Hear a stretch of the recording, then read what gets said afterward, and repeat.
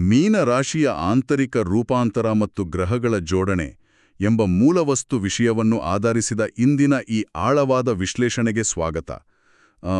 ನಾವಿಂದು ಕೇವಲ ಆಕಾಶದಲ್ಲಿನ ಆ ಗ್ರಹಗಳ ಚಲನೆಯ ಬಗ್ಗೆ ಮಾತ್ರ, ಕೇವಲ ಭೌತಿಕ ಚಲನೆಯ ಬಗ್ಗೆ ಮಾತ್ರ ಮಾತನಾಡ್ತಾ ಇಲ್ಲ. ಹೌದು, ಇದು ಅದಕ್ಕಿಂತ ಬಹಳ ದೊಡ್ಡ ವಿಚಾರ. ಖಂಡಿತ. ಬದಲಾಗಿ ಮೀನರಾಶಿಯವರ ಜೀವನದಲ್ಲಿ ಸದ್ಯಕ್ಕೆ ನಡೀತಾ ಇರೋ ಆ ಪಂಚಗ್ರಹ ನಕ್ಷತ್ರಪುಂಜದ ಪ್ರಭಾವವನ್ನು ನಾವು ಸಂಪೂರ್ಣವಾಗಿ ಬಿಡಿಸಿ ನೋಡಲಿದ್ದೇವೆ. ಅಂದ್ರೆ ಆ 5 ಪ್ರಮುಖ ಗ್ರಹಗಳು ಒಂದೇ ಕಡೆ ಸೇರಿ ಮಾನವನ ಮನಸ್ಸಿನ ಮೇಲೆ ಬೀರಲಿರುವ ಅಗಾಧವಾದ ಪ್ರಭಾವದ ಬಗ್ಗೆ. ನಿಜ. ಇಲ್ಲಿ ಗಮನ ಸೆಳೆಯುವ ಕುತೂಹಲಕಾರಿ ವಿಷಯವೆಂದರೆ, ಹೊರಗಿನ ಪ್ರಪಂಚದಲ್ಲಿ ಅಂದ್ರೆ ನಮ್ಮ ದಿನನಿತ್ಯದ ಆಫೀಸ್, ಮನೆ, ಓಡಾಟದಲ್ಲಿ ಏನೂ ಬದಲಾಗ್ತಾ ಇಲ್ಲ ಅಂತ ಮೇಲ್ನೋಟಕ್ಕೆ ಅನಿಸಿದರೂ ವ್ಯಕ್ತಿಯೊಬ್ಬನ ಆಂತರಿಕ ಮನಸ್ಸಿನಲ್ಲಿ, ಅವನ ಭಾವನೆಗಳಲ್ಲಿ ಒಂದು ದೊಡ್ಡ ಕ್ರಾಂತಿಯೇ ನಡೀತಾ ಇರುತ್ತೆ. ಎಕ್ಸಾಕ್ಟ್ಲಿ. ಕಲಿಯುವ ಆಸಕ್ತಿ ಹೊಂದಿರುವ ಯಾರಿಗಾದರೂ ಇಂದಿನ ಈ ಮಾಹಿತಿಯು ಕೇವಲ ಪಂಚಾಂಗದ ಭವಿಷ್ಯವಾಣಿಯಂತೆ ಖಂಡಿತ ಕಾಣೋದಿಲ್ಲ. ಬದಲಾಗಿ ಮಾನವನ ಮನೋವಿಜ್ಞಾನ, ವ್ಯಕ್ತಿತ್ವದ ವಿಶ್ಲೇಷಣೆ ಮತ್ತು ನಾವು ಅತ್ಯಂತ ಕಷ್ಟಕರವಾದ ನಿರ್ಧಾರಗಳನ್ನು ತೆಗೆದುಕೊಳ್ಳುವ ಪ್ರಕ್ರಿಯೆಯ ಮೇಲೆ ಇದು ಹೇಗೆ ಬೆಳಕು ಚೆಲ್ಲುತ್ತೆ ಅಂತ ಅನ್ವೇಷಿಸುವುದೇ ನಮ್ಮ ಇಂದಿನ ಮುಖ್ಯ ಉದ್ದೇಶ. ಹೌದು. ಈ ನಿರ್ದಿಷ್ಟ ಗ್ರಹಗಳ ಜೋಡಣೆಯು ವ್ಯಕ್ತಿಯ ಆಂತರಿಕ ಬೆಳವಣಿಗೆಯ ಮೇಲೆ ಹೇಗೆ ಪ್ರಭಾವ ಬೀರುತ್ತೆ ಮತ್ತು ಅದರ ಹಿಂದಿನ ನೈಜ ತಾರ್ಕಿಕ ಕಾರಣಗಳೇನು ಅನ್ನೋದನ್ನ ನಾವು ಇಂದು ಆಳವಾಗಿ ಅರ್ಥ ಮಾಡಿಕೊಳ್ಳಲಿದ್ದೇವೆ. ಇದು ಕೇವಲ ಗ್ರಹಗಳ ಸ್ಥಾನ ಬದಲಾವಣೆಯಲ್ಲ, ಇದೊಂದು ಸಂಪೂರ್ಣ ಮಾನಸಿಕ ರೂಪಾಂತರ. ಸರಿ, ಇದನ್ನು ಬಿಡಿಸಿ ನೋಡೋಣ. ನಮ್ಮ ಮೂಲಗಳ ಪ್ರಕಾರ ಮೀನರಾಶಿಯವರ ಬಗ್ಗೆ ನಾವು ಮೊದಲು ಅರ್ಥ ಮಾಡಿಕೊಳ್ಬೇಕಾದದ್ದು ಅವರ ವ್ಯಕ್ತಿತ್ವದ ರಹಸ್ಯಗಳನ್ನು. ಸಾಮಾನ್ಯವಾಗಿ ನಾವೆಂದ್ರೆ ಅಂದುಕೊಂಡಿರೋದೇನು? ಅದೇ, ಬಹಳ ಮೃದು ಸ್ವಭಾವದವರು ಅಂತಲ್ವಾ? ಹೌದು. ಮೀನರಾಶಿಯವರು ಅಂದ್ರೆ ಬಹಳ ಮೃದು, ಸದಾ ಹಗಲುಗನಸು ಕಾಣೋರು, ಮತ್ತೆ ಎಲ್ಲರ ಜೊತೆ ಸುಲಭವಾಗಿ ಬೆರೆಯೋರು ಅಂತ. ಮೇಲ್ನೋಟಕ್ಕೆ ನೋಡಲು ಮೀನರಾಶಿಯವರೆಲ್ಲರೂ ಒಂದೇ ರೀತಿಯ ಸ್ವಭಾವವನ್ನು ಹೊಂದಿರುವಂತೆ ಕಾಣ್ತಾರೆ. ಆದರೆ ಆಳವಾದ ಅಧ್ಯಯನವು ಇದನ್ನು ಸ್ಪಷ್ಟವಾಗಿ ತಳ್ಳಿಹಾಕುತ್ತೆ. ಆಶ್ಚರ್ಯವೇ ಜ್ಯೋತಿಷ್ಯದ ಮತ್ತು ಮನೋವಿಜ್ಞಾನದ ಅತ್ಯಂತ ಸುಂದರವಾದ ಬೆರುಗು ಅಂತ ನಾನು ಹೇಳ್ತೀನಿ. ನಾವು ಕೇವಲ ಒಂದು ರಾಶಿಯನ್ನು ಇಟ್ಕೊಂಡು ಎಲ್ಲರನ್ನೂ ಒಂದೇ ತಕ್ಕಡಿಯಲ್ಲಿ ಅಳೆಯೋದಕ್ಕೆ ಖಂಡಿತ ಸಾಧ್ಯವಿಲ್ಲ. ನಿಜ. ಅವರ ಒಳಗಿನ ನೈಜ ಸ್ವಭಾವಗಳು ಅವರು ಹುಟ್ಟಿದ ನಕ್ಷತ್ರಪಾದಗಳ ಆಧಾರದ ಮೇಲೆ ಎಷ್ಟು ಭಿನ್ನವಾಗಿರುತ್ತೆ ಅಂತ ತಿಳಿದಾಗ ನಿಜಕ್ಕೂ ಆಶ್ಚರ್ಯವಾಗುತ್ತೆ. ಹೌದು. ನಾವು ನಕ್ಷತ್ರ ಪಾದಗಳ ಆಧಾರದ ಮೇಲೆ ವ್ಯಕ್ತಿತ್ವವನ್ನು ವಿಂಗಡಿಸಿದಾಗ ಪ್ರತಿಯೊಬ್ಬ ವ್ಯಕ್ತಿಯ ಆ ಮಾನಸಿಕ ರಚನೆ ಅಥವಾ ಸೈಕಲಾಜಿಕಲ್ ಫ್ರೇಮ್ವರ್ಕ್ ಅಂತ ನಾವೇನ್ ಹೇಳ್ತೀವಿ, ಅದು ಎಷ್ಟು ವಿಭಿನ್ನವಾಗಿರುತ್ತೆ ಅನ್ನೋದು ಸ್ಪಷ್ಟವಾಗುತ್ತೆ. ಉದಾಹರಣೆಗೆ, ಪೂರ್ವಭಾದ್ರ ನಕ್ಷತ್ರದ 4ನೇ ಪಾದದಲ್ಲಿ ಜನಿಸಿದವರನ್ನೇ ತೆಗೆದುಕೊಳ್ಳಿ. ಇವರು ಮೇಲ್ನೋಟಕ್ಕೆ ಅತ್ಯಂತ ಶಾಂತವಾಗಿ, ಏನೂ ಅರಿಯದವರಂತೆ ಕಾಣ್ತಾರಲ್ಲ? ಕರೆಕ್ಟ್, ಏನೂ ಅರಿಯದವರಂತೆ ಕಾಣ್ತಾರೆ. ಆದ್ರೆ ಅವರ ಒಳಗಿನ ಪ್ರಪಂಚದಲ್ಲಿ 10 ಹಲವು ರಹಸ್ಯ ಯೋಜನೆಗಳು ಏಕಕಾಲದಲ್ಲಿ ರೂಪುಗೊಳ್ತಾ ಇರುತ್ತೆ. ಇವರ ಅವಲೋಕನ ಶಕ್ತಿ, ಅಂದ್ರೆ ಬೇರೆಯವರನ್ನ ಅಬ್ಸರ್ವ್ ಮಾಡೋ ಶಕ್ತಿ ಎಷ್ಟೊಂದು ಅದ್ಭುತವಾಗಿರುತ್ತೆ ಅಂದ್ರೆ, ಸುತ್ತಮುತ್ತ ನಡೆಯುವ ಅತಿ ಸಣ್ಣ ಬದಲಾವಣೆಗಳನ್ನು ಕೂಡ ಅವರು ತಕ್ಷಣ ಗ್ರಹಿಸ್ತಾರೆ. ಓಹೋ, ಅಂದ್ರೆ ಅವರು ಹೊರಗಡೆ ಸುಮ್ಮನೆ ಕುಳಿತಿದ್ರು, ಅವರ ಮೆದುಳು ಒಂದು ಸೂಪರ್ ಕಂಪ್ಯೂಟರ್ ತರ ಸುತ್ತಮುತ್ತಲಿನ ಎಲ್ಲಾ ಮಾಹಿತಿಯನ್ನು ಪ್ರೋಸೆಸ್ ಮಾಡ್ತಾ ಇರತ್ತೆ ಅಂತಾಯ್ತು? ನಿಖರವಾಗಿ. ಮತ್ತೆ ಅವರ ಬಗ್ಗೆ ಇನ್ನೊಂದು ಅತ್ಯಂತ ಕುತೂಹಲಕಾರಿ ಸಂಗತಿ ಅಂದ್ರೆ, ಇವರು ಬೇಗನೆ ಯಾರಿಂದಲೂ ಮೋಸ ಹೋಗೋದಿಲ್ಲ. ಎಲ್ಲರನ್ನೂ ಬಹಳ ಎಚ್ಚರಿಕೆಯಿಂದ ಅಳೆಯುತ್ತಾರೆ. ಆದ್ರೆ ಒಂದು ವೇಳೆ ಒಮ್ಮೆ ಯಾರಾದ್ರೂ ಇವರ ನಂಬಿಕೆಗೆ ದ್ರೋಹ ಮಾಡಿ ಮೋಸ ಮಾಡಿದ್ರೆ, ಆ ದ್ರೋಹವನ್ನು ಅವರು ತಮ್ಮ ಜೀವನ ಪೂರ್ತಿ ಮರೆಯೋದಿಲ್ಲ. ಅವರು ತಕ್ಷಣ ರಿಯಾಕ್ಟ್ ಮಾಡದೇ ಇರ್ಬೋದು, ಆದ್ರೆ ಆ ಕಹಿ ನೆನಪು ಅವರ ಮನಸ್ಸಿನ ಆಳಂದಲ್ಲಿ ಶಾಶ್ವತವಾಗಿ ಅಚ್ಚುತ್ತಿರುತ್ತೆ. ಅದು ನಿಜಕ್ಕೂ ಒಂದು ಆಳವಾದ ಮತ್ತು ಸ್ವಲ್ಪ ಮಟ್ಟಿಗೆ ಭಯ ಹುಟ್ಟಿಸುವ ಗುಣಲಕ್ಷಣ ಅಂತಾನೆ ಹೇಳ್ಬೋದು. ಅದೇ ರೀತಿ ಉತ್ತರಭಾದ್ರ ನಕ್ಷತ್ರದ 1ನೇ ಪಾದದವರ ಬಗ್ಗೆಯೂ ನಮ್ಮ ಮೂಲಗಳಲ್ಲಿ ಬಹಳ ಸುಂದರವಾಗಿ ವಿವರಿಸಲಾಗಿದೆ. ಹೌದು, ಆ ತ್ಯಾಗದ ಗುಣದ ಬಗ್ಗೆ. ಎಕ್ಸಾಕ್ಟ್ಲಿ. ಇವರು ಚಿಕ್ಕ ವಯಸ್ಸಿನಲ್ಲೇ, ಅಂದ್ರೆ ಆಟವಾಡುವ ವಯಸ್ಸಿನಲ್ಲೇ ದೊಡ್ಡ ಜವಾಬ್ದಾರಿಗಳನ್ನು ತಮ್ಮ ಹೆಗಲ ಮೇಲೆ ಹೊರುವಂತಹ ಮೃದು ಹೃದಯಿಗಳು ಅಂತ. ಕುಟುಂಬಕ್ಕಾಗಿ ಅಥವಾ ತಾವು ಪ್ರೀತಿಸುವವರಿಗಾಗಿ ತ್ಯಾಗ ಮಾಡಲು ಇವರು ಎಂದಿಗೂ ಹಿಂದೇಟು ಹಾಕೋದಿಲ್ಲ. ಆದರೆ ನನಗಿಲ್ಲಿ ಒಂದು ದೊಡ್ಡ ಪ್ರಶ್ನೆ ಕಾಡ್ತಾ ಇದೆ. ಖಂಡಿತ ಕೇಳಿ. ಉತ್ತರಭಾದ್ರ 2ನೇ ಪಾದದವರ ಕಥೆಯೇ ಬೇರೆ ಅಂತ ಹೇಳಲಾಗಿದೆ. ಅವರು ಹಣಕಾಸಿನ ವಿಚಾರದಲ್ಲಿ ಬಹಳ ಜಾಗರೂಕರು, ತಾವು ಅನ್ಕೊಂಡ ಗುರಿಯನ್ನು ಸಾಧಿಸುವವರೆಗೂ ವಿರಮಿಸೋದಿಲ್ಲ, ಜೊತೆಗೆ ಸಮಾಜದಲ್ಲಿನ ಗೌರವ, ಪ್ರತಿಷ್ಠೆಗೆ ಅವರು ಅತಿ ಹೆಚ್ಚು ಬೆಲೆ ಕೊಡ್ತಾರೆ ಅಂತ ಓದಿದೆ. ಸ್ವಲ್ಪ ತಡೀರಿ. ಮೀನರಾಶಿಯವರು ಎಂದರೆ ಪ್ರಾಯೋಗಿಕ ಜಗತ್ತಿಗೆಗಿಂತ ಭಾವನಾತ್ಮಕ ಜಗತ್ತಿನಲ್ಲಿ ತೇಲುವವರು ಎಂಬ ಮಾತಿದೆ ಅಲ್ವಾ? ಹಾಗಿದ್ದಾಗ ಈ ಎರಡನೇ ಪಾದದವರು ಮಾತ್ರ ಇದ್ದಕ್ಕಿದ್ದಂತೆ ಇಷ್ಟೊಂದು ಹಣಕಾಸಿನ ಲೆಕ್ಕಾಚಾರ ಮಾಡುವ ಮತ್ತು ಸ್ಟೇಟಸ್ ಬಗ್ಗೆ ತಲೆಕೆಡಿಸಿಕೊಳ್ಳುವ ವ್ಯಕ್ತಿಗಳಾಗುವ ಹೇಗೆ ಸಾಧ್ಯ? ಇದು ಬಹಳ ಅತ್ಯುತ್ತಮವಾದ ಪ್ರಶ್ನೆ. ಮೀನರಾಶಿಯವರು ಕನಸುಗಾರರು ಎಂಬುದು ಒಂದು ಸಾಮಾನ್ಯವಾದ ನಂಬಿಕೆ. ಆದ್ರೆ ನೀರು ಯಾವ ಪಾತ್ರೆಗೆ ಬೀಳುತ್ತದೆಯೋ ಆ ಪಾತ್ರೆಯ ಆಕಾರವನ್ನು ಪಡೆದುಕೊಳ್ಳುವಂತೆ ಈ ಉತ್ತರಭಾದ್ರ ಎರಡನೇ ಪಾದದವರು ತಮ್ಮ ಭಾವನಾತ್ಮಕ ಭದ್ರತೆಗಾಗಿ ಭೌತಿಕ ಪ್ರಪಂಚದ ಯಶಸ್ಸನ್ನು ಒಂದು ಸಾಧನವಾಗಿ ಬಳಸ್ಕೊಳ್ತಾರೆ. ಅಂದ್ರೆ ಆ ಯಶಸ್ಸನ್ನೇ ಒಂದು ಟೂಲ್ ಆಗಿ ಬಳಸ್ತಾರಂತ? ಹೌದು. ಅವರಿಗೆ ಹಣ ಅಥವಾ ಪ್ರತಿಷ್ಠೆಯ ಮೇಲೆ ದುರಾಸೆ ಇರೋದಿಲ್ಲ. ಬದಲಾಗಿ ಆರ್ಥಿಕ ಸ್ವಾತಂತ್ರ್ಯವಿದ್ದರೆ ಮಾತ್ರ ತಾವು ನೆಮ್ಮದಿಯಾಗಿ ಇರಲು ಸಾಧ್ಯ, ತಮ್ಮವರನ್ನು ರಕ್ಷಿಸಿಕೊಳ್ಳಲು ಸಾಧ್ಯ ಎಂಬ ಪ್ರಾಯೋಗಿಕ ಸತ್ಯವನ್ನು ಅವರು ಬಹಳ ಬೇಗ ಅರ್ಥ ಮಾಡ್ಕೊಂಡಿರ್ತಾರೆ. ಆದುದರಿಂದಲೇ ಆ ಗುರಿ ಸಾಧಿಸುವ ಹಠ ಅವರಲ್ಲಿ ಬರುತ್ತೆ. ಓಹೋ, ಅಂದ್ರೆ ಹೊರಗಿನ ಕಠಿಣ ಪ್ರಪಂಚದಿಂದ ಆ ತಮ್ಮ ಮೃದುವಾದ ಮನಸ್ಸನ್ನು ರಕ್ಷಿಸಿಕೊಳ್ಳಲು ಅವರು ಕಟ್ಟಿಕೊಳ್ಳುವ ಒಂದು ಭದ್ರವಾದ ಕೋಟೆ ಆ ಹಣ ಮತ್ತು ಯಶಸ್ಸು. ಭಾರೀ ಆಸಕ್ತಿದಾಯಕವಾಗಿದೆ. ಇನ್ನು ಉತ್ತರಭಾದ್ರ ಮೂರನೇ ಪಾದದವರ ಬಗ್ಗೆ ಹೇಳೋದಾದ್ರೆ ಇವರು ಅಸಾಧಾರಣ ಪ್ರತಿಭಾವಂತರು ಅಂತ ಉಲ್ಲೇಖಿಸಲಾಗಿದೆ. ನಿಜ. ಅದೇ ವಿಪರ್ಯಾಸವೆಂದರೆ ಆ ಪ್ರತಿಭೆಯನ್ನು ಅವರು ಹೊರಗೆ ಜಗತ್ತಿಗೆ ತೋರ್ಪಡಿಸಿಕೊಳ್ಳುವುದಿಲ್ಲ. ಒಂಟಿತನವನ್ನು ಹೆಚ್ಚು ಇಷ್ಟಪಡುವ ಇವರು ಪುಸ್ತಕಗಳ ನಡುವೆ, ಸಂಗೀತದ ಆಲಿಸುವಿಕೆಯಲ್ಲಿ ಮತ್ತು ಧ್ಯಾನದಲ್ಲಿ ಆಳವಾದ ಆಸಕ್ತಿ ಹೊಂದಿರ್ತಾರೆ. ಒಂದು ರೀತಿಯಲ್ಲಿ ಜೀವನದ ನೈಜ ಅರ್ಥವನ್ನು ಹುಡುಕುವ ಆಧ್ಯಾತ್ಮಿಕ ವಿಜ್ಞಾನಿಗಳಂತೆ ಇವರು ಕಾಣುತ್ತಾರೆ ಅಲ್ವಾ? ಹೌದು. ಕೊನೆಯದಾಗಿ ಉತ್ತರಭಾದ್ರ 4ನೇ ಪಾದದಲ್ಲಿ ಜನಿಸಿದವರು. ಇವರು ನೈಸರ್ಗಿಕವಾಗಿಯೇ ಆ ನಾಯಕತ್ವದ ಗುಣಗಳನ್ನು, ಲೀಡರ್ಶಿಪ್ ಕ್ವಾಲಿಟೀಸ್ ಹೊಂದಿರ್ತಾರೆ. ಎಷ್ಟೇ ಕಷ್ಟಕರವಾದ ಪರಿಸ್ಥಿತಿ ಬಂದ್ರೂ ಅತ್ಯಂತ ತಾಳ್ಮೆಯಿಂದ ಗಡಿಬಿಡಿ ಮಾಡದೆ ಪರಿಹಾರವನ್ನು ಹುಡುಕುವ ಹಿರಿಯರ ಗುಣಲಕ್ಷಣ ಇವರಲ್ಲಿ ಎದ್ದು ಕಾಣುತ್ತೆ. ಆ ತಾಳ್ಮೆ ಬಹಳ ಮುಖ್ಯ. ಖಂಡಿತ.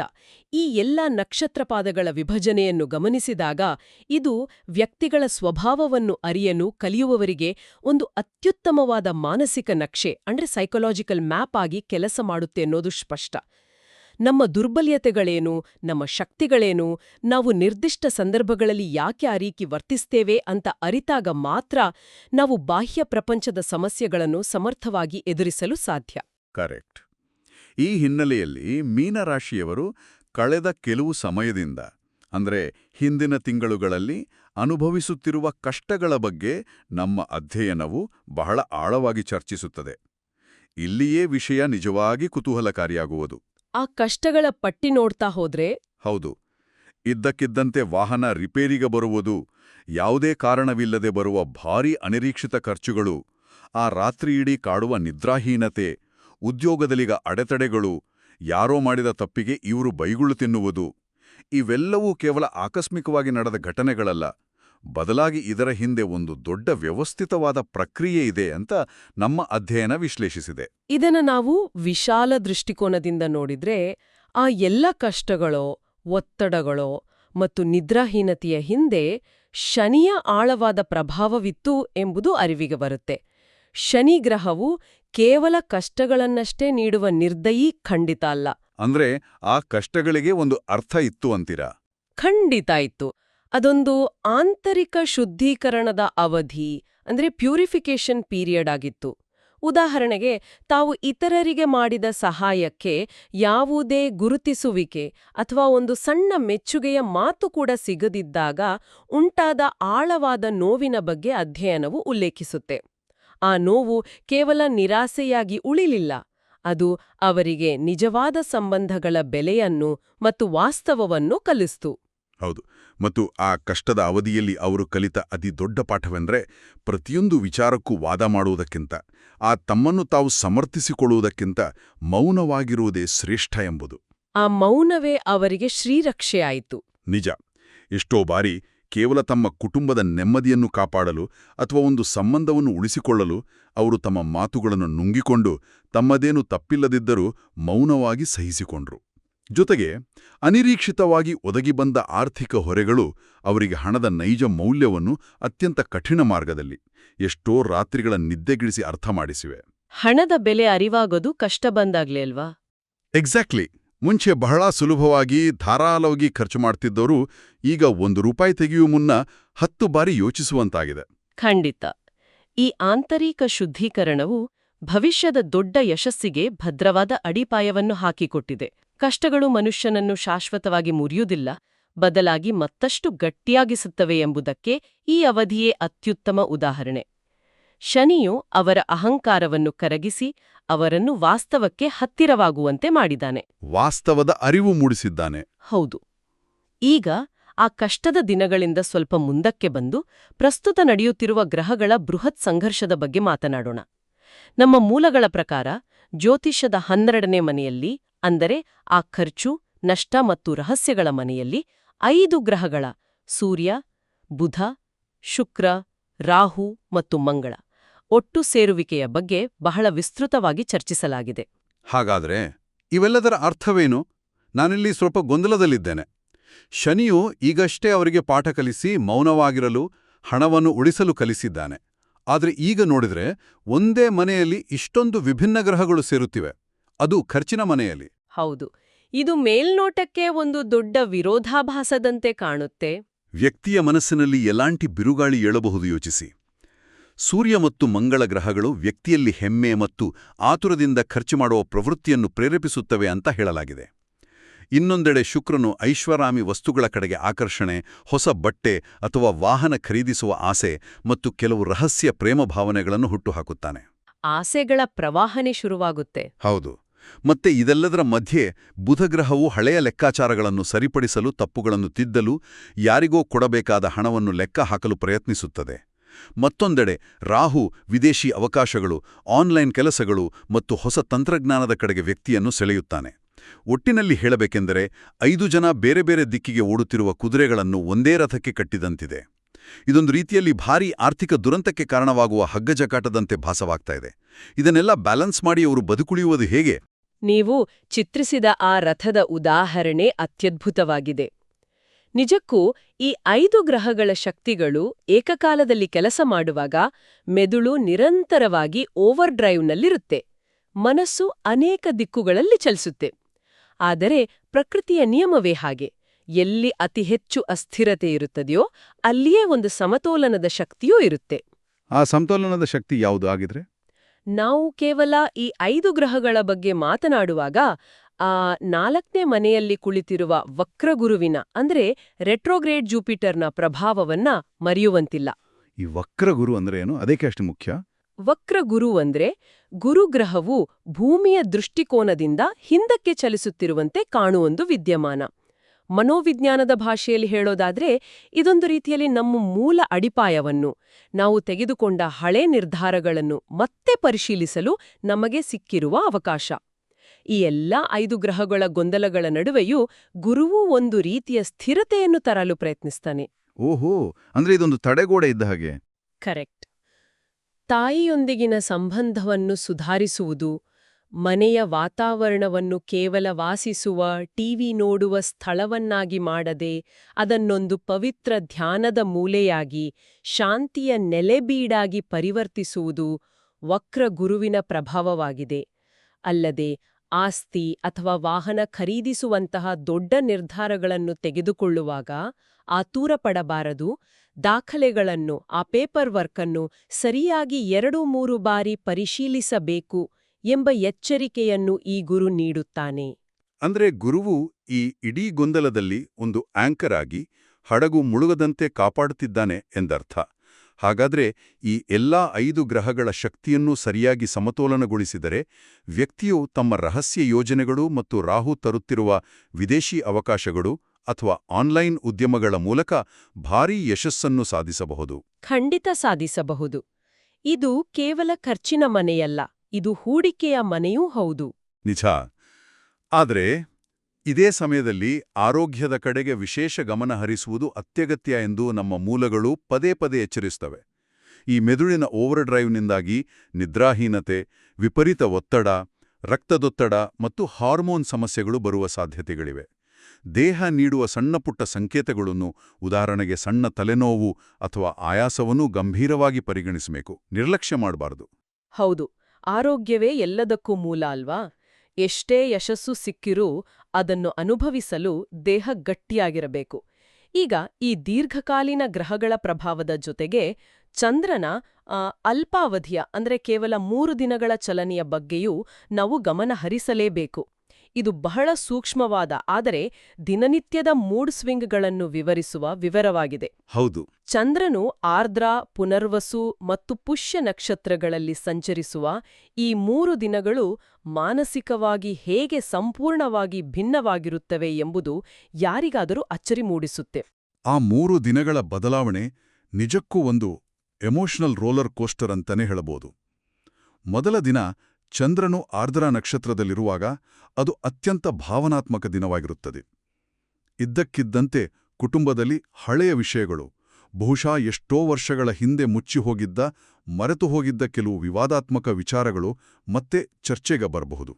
ಹಳೆ ಗಾಯಗಳನ್ನ ಕೆದಕಿದ ಹಾಗೆ. ಎಕ್ಸಾಕ್ಟ್ಲಿ. ಯಾರೋ ಏನೋ ಅಂದು ಅದಕ್ಕೆ ಇನ್ಯಾರೋ ಬೇಜಾರು ಮಾಡಿಕೊಳ್ಳುವ ವಾತಾವರಣ. ಈ ದಿನ ಯಾವುದೇ ಕಾರಣಕ್ಕೂ ಕೋಪಗೊಳ್ಳದೆ, ಎಷ್ಟೇ ಪ್ರಚೋದನೆ ಸಿಕ್ಕರೂ ಅತ್ಯಂತ ಶಾಂತವಾಗಿರಲು ಸಲಹೆ ನೀಡಲಾಗಿದೆ. ಹೌದು, ಆರ್ದ್ರ ನಕ್ಷತ್ರವು ಬಿರುಗಾಳಿಯ ಸಂಕೇತ. ಆ ದಿನ ಸುಮ್ಮನಿರುವುದೇ ಜಾಣತನ. ತದನಂತರ 2ನೇ ದಿನ ಚಂದ್ರನು ಪುನರ್ವಸು ನಕ್ಷತ್ರಕ್ಕೆ ಕಾಲಿಡುತ್ತಾನೆ. ಇದು ಹಿಂದಿನ ದಿನದ ಬಿರುಗಾಳಿಯ ನಂತರ ಮೂಡುವ ಕಾಮನಬಿಲ್ಲು ಇದ್ದ ಹಾಗೆ. ಇದು ಭಾರೀ ಆಶಾವಾದವನ್ನೂ ತರುವ ದಿನ. ಕುಟುಂಬದಲ್ಲಿ ಇದ್ದಕ್ಕಿದ್ದಂತೆ ಒಳ್ಳೆಯ ಸುದ್ದಿ ಕೇಳಿಬರಬಹುದು, ಆರ್ಥಿಕ ವಿಚಾರಗಳಲ್ಲಿ ಎಲ್ಲಿಂದಲೋ ಒಂದು ರೀತಿಯ ಸ್ಪಷ್ಟತೆ ಸಿಗಬಹುದು, ಮತ್ತು ಕೆಲಸದ ಸ್ಥಳದಲ್ಲಿ ತಮ್ಮ ಪ್ರತಿಭೆಯನ್ನು ಪ್ರದರ್ಶಿಸಲು, ಬಾಸ್ನಿಂದ ಮೆಚ್ಚುಗೆ ಪಡೆಯಲು ಅತ್ಯುತ್ತಮ ಅವಕಾಶಗಳು ಒದಗಿ ಬರುತ್ತವೆ. ಇದೊಂದು ರೀತಿ ಪಾಸಿಟಿವ್ ಎನರ್ಜಿ. ಹೌದು. ಇನ್ನು 3ನೇ ದಿನ ಪುಷ್ಯ ನಕ್ಷತ್ರದ ಪ್ರಭಾವವಿರುವಾಗ ಇದೊಂದು ರೀತಿ ಆಕ್ಷನ್ ಡೇ.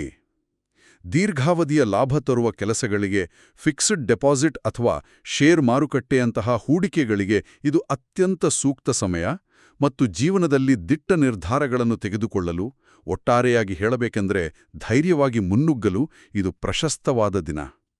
ಕೇವಲ 3 ದಿನಗಳಲ್ಲಿ ಎಂತಹ ದೊಡ್ಡ ಬದಲಾವಣೆ! ಇದು ಒಂದು ಪ್ರಮುಖ ಪ್ರಶ್ನೆಯನ್ನು ಹುಟ್ಟುಹಾಕ್ತದೆ. ಯಾವ ಪ್ರಶ್ನೆ? ಕೇವಲ ಆಕಾಶದಲ್ಲಿನ ಗ್ರಹಗಳ ಚಲನೆಯ ಆಧಾರದ ಮೇಲೆ ನಾವು ಇಷ್ಟೆಲ್ಲ ವಿಶ್ಲೇಷಣೆ ಮಾಡಿದಾಗ ಇದರಲ್ಲಿ ಮನುಷ್ಯನ ಸ್ವಂತ ಪ್ರಯತ್ನ, ಅವನ ಫ್ರೀ ವಿಲ್ ಎಲ್ಲಿದೆ? ಜ್ಯೋತಿಷ್ಯದ ಪರಿಹಾರಗಳು ನಮ್ಮ ದೈನಂದಿನ ಮಾನಸಿಕ ಶಿಸ್ತಿಗೆ, ನಮ್ಮ ಆ ಸೈಕಲಾಜಿಕಲ್ ಕಂಟ್ರೋಲ್ಗೆ ಹೇಗೆ ಹೊಂದಿಕೊಳ್ಳುತ್ತವೆ? ಇಲ್ಲಿ ಗಮನಿಸಬೇಕಾದ ಅಂಶವೆಂದರೆ, ನಮ್ಮ ಮೂಲಗಳು ಕೇವಲ ಸಮಸ್ಯೆಗಳನ್ನು ಮತ್ತು ಗ್ರಹಗಳ ಆಟವನ್ನು ಮಾತ್ರ ಹೇಳುವುದಿಲ್ಲ. ಬದಲಾಗಿ ಈ ಪ್ರಭಾವಗಳನ್ನು ಸಮತೋಲನದಲ್ಲಿ ಇಡಲು ಕೆಲವು ಪ್ರಾಯೋಗಿಕ ಮತ್ತು ಮಾನಸಿಕ ಪರಿಹಾರಗಳನ್ನು ಬಹಳ ಸ್ಪಷ್ಟವಾಗಿ ಸೂಚಿಸಿವೆ. ಹೌದು. ಆ ಪರಿಹಾರಗಳನ್ನ ಗಮನಿಸಿದಾಗ ಅವು ಕೇವಲ ಮೂಢನಂಬಿಕೆಯ ಆಚರಣೆಗಳಂತೆ ಕಾಣುವುದಿಲ್ಲ. ಅವು ನಿಜಕ್ಕೂ ಅರ್ಥಗರ್ಭಿತವಾಗಿವೆ.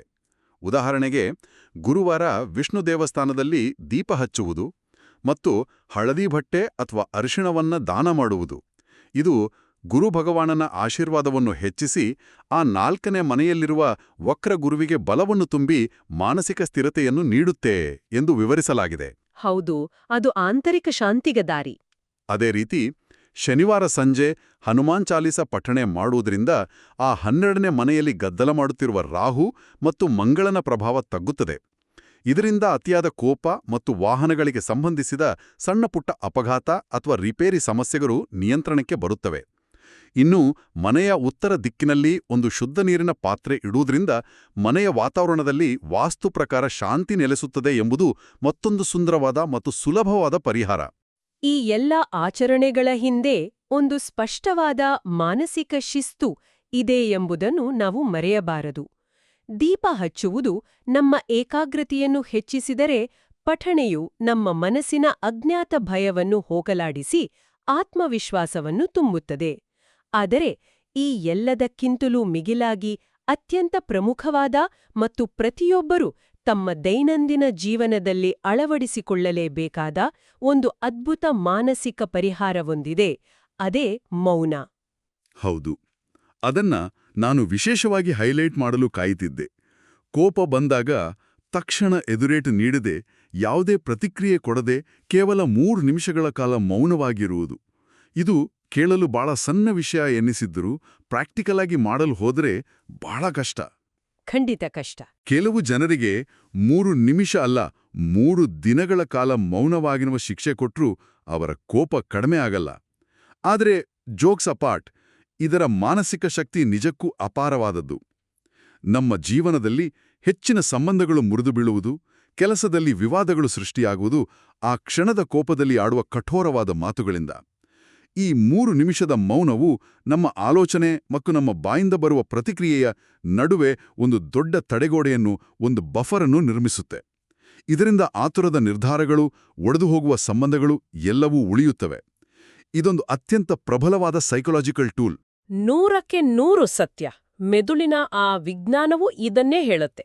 ಕೋಪ ಬಂದಾಗ ನಮ್ಮ ಮೆದುಳಿನ ಅಮಿಗ್ಡಾಲ ಹೈಜಾಕ್ ಆಗಿ ಆ 3 ನಿಮಿಷದ ವಿರಾಮ ನಮ್ಮ ತಾರ್ಕಿಕ ಮೆದುಳಿಗೆ ಮತ್ತೆ ಎಚ್ಚರಗೊಳ್ಳಲು ಸಮಯ ನೀಡುತ್ತದೆ.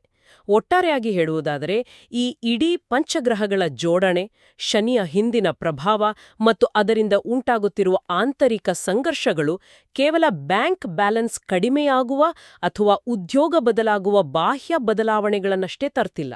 ಇದು ಮೀನರಾಶಿಯವರನ್ನು ಹೆಚ್ಚು ಸ್ಥಿರ, ಪ್ರಬುದ್ಧ ಮತ್ತು ಆಂತರಿಕವಾಗಿ ಅತ್ಯಂತ ಬಲಶಾಲಿ ವ್ಯಕ್ತಿಗಳನ್ನಾಗಿ, ಎಂಥದ್ದೇ ಬಿರುಗಾಳಿ ದಂದರೂ ಅಲುಗಾಡದ ಮರಗಳನ್ನಾಗಿ ರೂಪಿಸುವ ಒಂದು ಬೃಹತ್ ಬ್ರಹ್ಮಾಂಡದ ಪ್ರಕ್ರಿಯೆಯಾಗಿದೆ.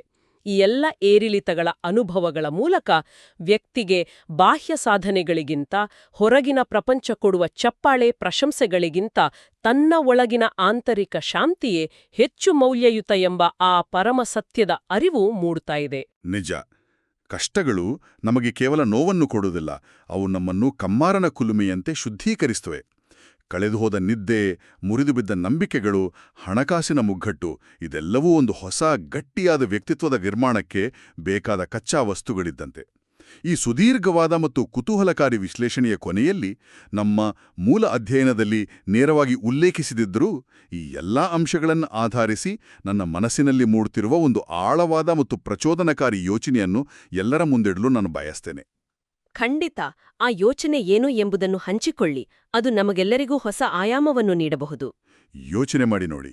ಕೇವಲ 5 ಗ್ರಹಗಳ ಒಂದು ನಿರ್ದಿಷ್ಟ ಜೋಡಣೆಯು ಒಂದು ನಿರ್ದಿಷ್ಟ ರಾಶಿಯ ವ್ಯಕ್ತಿಗಳ ಆಂತರಿಕ ಮನಸ್ಸಿನಲ್ಲಿ, ಅವರ ನಿರ್ಧಾರಗಳಲ್ಲಿ ಇಷ್ಟೊಂದು ಆಳವಾದ ಬದಲಾವಣೆ, ಸಂಘರ್ಷ ಮತ್ತು ಜಾಗೃತಿಯನ್ನು ತರಬಲ್ಲದು ಎಂದಾದರೆ, ಈ ನಿರಂತರವಾಗಿ ಚಲಿಸುವ, ಸದಾ ವಿಸ್ತರಿಸುತ್ತಿರುವ ಬ್ರಹ್ಮಾಂಡವು ನಮಗೆ ಅರಿವಿಲ್ಲದಂತೆಯೇ ಇಡೀ ಮಾನವ ಕುಲದ ಸಾಮೂಹಿಕ ಪ್ರಜ್ಞೆಯನ್ನು, ಅಂದರೆ ಆ ಕಲೆಕ್ಟಿವ್ ಅನ್ಕಾನ್ಷಿಯಸ್ ಅನ್ನು ಪ್ರತಿ ಕ್ಷಣವೂ ಹೇಗೆ ಮರುವಿನ್ಯಾಸಗೊಳಿಸುತ್ತಿರಬಹುದು? ಎಂಥ ಅದ್ಭುತವಾದ ಪ್ರಶ್ನೆ. ನಾವೆಲ್ಲರೂ ನಮ್ಮ ಸ್ವಂತ ನಿರ್ಧಾರಗಳನ್ನು ನಮ್ಮದೇ ಆದ ಸ್ವಂತ ಇಚ್ಛೆಯಿಂದ ತೆಗೆದುಕೊಳ್ಳುತ್ತಿದ್ದೇವೆಯೋ, ಅಥವಾ ಈ ಬ್ರಹ್ಮಾಂಡದ ಯಾವುದೋ ಒಂದು ಅತಿದೊಡ್ಡ ರೇಖಾಚಿತ್ರದ, ನಮಗೆ ಅರ್ಥವಾಗದ ಒಂದು ಕಾಸ್ಮಿಕ್ ಬ್ಲೂಪ್ರಿಂಟ್ನ ಒಂದು ಸಣ್ಣ ಭಾಗವಾಗಿ ಮಾತ್ರ ನಾವು ಕಾರ್ಯನಿರ್ವಹಿಸುತ್ತಿದ್ದೇವೆಯೋ? ಇದು ನಿಜಕ್ಕೂ ಮನುಷ್ಯನ ಅಸ್ತಿತ್ವವನ್ನು ಪ್ರಶ್ನಿಸುವ ವಿಚಾರ. ಇದು ನಮ್ಮನ್ನು ಬೆರಗುಗೊಳಿಸುವ ಪ್ರಶ್ನೆ. ಖಂಡಿತ. ಇದು ವಿಜ್ಞಾನ, ತತ್ವಶಾಸ್ತ್ರ ಮತ್ತು ಜ್ಯೋತಿಷ್ಯದ ಗಡಿಗಳನ್ನು ಮೀರಿದ ಒಂದು ಆಲೋಚನೆ. ಮನುಷ್ಯನ ಅಹಂಕಾರವನ್ನು ಕರಗಿಸಿ, ಈ ಬ್ರಹ್ಮಾಂಡದ ಬೃಹತ್ ವ್ಯವಸ್ಥೆಯ ಮುಂದೆ, ಆ ಅನಂತ ನಕ್ಷತ್ರಪುಂಜಗಳ ಮುಂದೆ ನಾವು ಎಷ್ಟು ಚಿಕ್ಕವರು, ನಮ್ಮ ಆಲೋಚನೆಗಳ ಮೂಲ ಯಾವುದು ಎಂಬುದನ್ನು ಮರುಪರಿಶೀಲಿಸುವಂತೆ ಮಾಡುವಂತಹ ಯೋಚನೆ ಇದು. ಹೌದು, ಈ ಆಳವಾದ ಅಧ್ಯಯನವು ಕೇಳುಗರಿಗೆ ತಮ್ಮ ದೈನಂದಿನ ಜೀವನವನ್ನು, ತಾವು ತೆಗೆದುಕೊಳ್ಳುವ ನಿರ್ಧಾರಗಳನ್ನು ಮತ್ತು ತಮ್ಮ ಸುತ್ತಮುತ್ತಲಿನ ಜನರ ವರ್ತನೆಗಳ ಹಿಂದಿನ ಆ ಕಾರಣಗಳನ್ನು ಇನ್ನಷ್ಟು ಸ್ಪಷ್ಟವಾಗಿ ಒಂದು ಹೊಸ ದೃಷ್ಟಿಕೋನದಿಂದ ಅರ್ಥಮಾಡಿಕೊಳ್ಳಲು ಸಹಾಯವಾಗಬಹುದು ಎಂದು ಭಾವಿಸುತ್ತೇವೆ. ಮತ್ತೆ ಮುಂದಿನ ಬಾರಿ ಮತ್ತೊಂದು ಕುತೂಹಲಕಾರಿ, ಜ್ಞಾನವರ್ಧಕ ಮೂಲ ವಿಷಯದ ಆಳವಾದ ವಿಶ್ಲೇಷಣೆಯೊಂದಿಗೆ ಭೇಟಿಯಾಗೋಣ. ಅಲ್ಲಿಯವರೆಗೆ ಬ್ರಹ್ಮಾಂಡದ ವಿಸ್ಮಯಗಳ ಬಗ್ಗೆ ಆಲೋಚಿಸುತ್ತೀರಿ, ಪ್ರಶ್ನಿಸುತ್ತೀರಿ ಮತ್ತು ಹೊಸದನ್ನು ಕಲಿಯುತ್ತಲೇ ಇರಿ. ವಿದಾಯ.